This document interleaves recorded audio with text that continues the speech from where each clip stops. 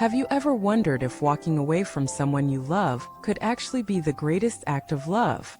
Can abandoning a family for the sake of spiritual cultivation become the very cause of their ultimate liberation? Is sacrifice always a loss, or can it be a hidden blessing? Welcome back to the channel. Today we explore one of the most emotionally powerful stories in modern Buddhist history, a story that reveals how one man's renunciation of family life did not sever the bonds of love, but elevated them beyond this world.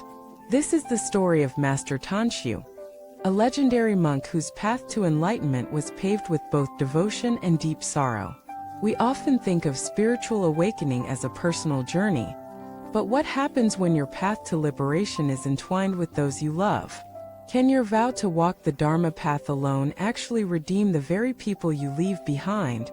Master Tanxu's early life was not that of a monk. He was born into a devout yet struggling family, one that endured the crushing loss of his father when he was still a child. With the weight of responsibility on his shoulders, young Tanxu promised to take care of his mother and siblings. He worked, he sacrificed, and he fulfilled his duties with heart. But something stirred within him a deeper calling, an inner yearning not just for worldly success or familial comfort, but for truth. This yearning became undeniable after a severe illness left him physically weak but spiritually alert. Facing mortality, he asked himself, "If death comes for me now, what do I truly have? What meaning will I leave behind?" That question changed everything. He made a vow to leave behind the bonds of family, wealth, and worldly identity, and to dedicate his life entirely to the Dharma. But the decision was not without agony. His mother wept. His relatives begged him to stay. His own heart broke with guilt. How could a son, a brother, a protector choose to walk away? And yet he did. With a heavy heart but unwavering determination, he shaved his head and donned the robes of a monk. He was no longer son or brother. He was a seeker of the truth. From that day forward, Tanxu embarked on a life of rigorous discipline, scholarship, and selfless service. He traveled through war zones, taught countless disciples, and rebuilt temples destroyed by chaos and fire. His fame grew, but so did his humility. Wherever he went, he chanted the names of Buddhas not for himself, but for the liberation of all beings, especially his family. He never forgot his mother. In fact, every sutra he copied, every prostration he performed, every mantra he recited he dedicated to her. And that's where the story takes a miraculous turn. Years later, after a lifetime of spiritual labor, Master Tanxu received word that his mother had passed. He fell silent. He lit incense. He wept not from regret, but from reverence. He knew in his heart that his spiritual merit had created the conditions for her liberation. But the story doesn't end there. It is said that shortly after her passing, a fellow practitioner reported a dream. In it, Master Tanxu's mother appeared not as a ghost, but as a radiant figure seated on a lotus. She smiled and said, "My son's vow lifted me from darkness. I now dwell where the Dharma blooms." Whether or not you believe in visions, the meaning is clear. When one person devotes their life to the liberation of all beings, their loved ones are never left behind. They are lifted, honored, and ultimately freed. This story echoes a profound teaching in Buddhism, that true love is not about possession, but about liberation.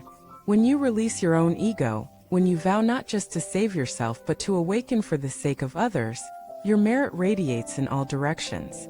It reaches your parents, your ancestors, even those you may never meet. We often think, if I don't stay, who will protect them?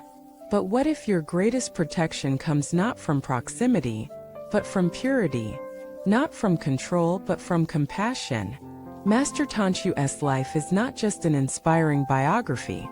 It's a lesson for all of us who struggle with the tension between worldly duty and spiritual calling.